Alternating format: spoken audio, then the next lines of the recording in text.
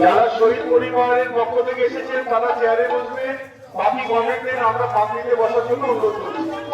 শূন্যতার সময় বসে যান, তাহলে আমাদের সমাবেশ পরিচালনা করতে সুবিধা হবে।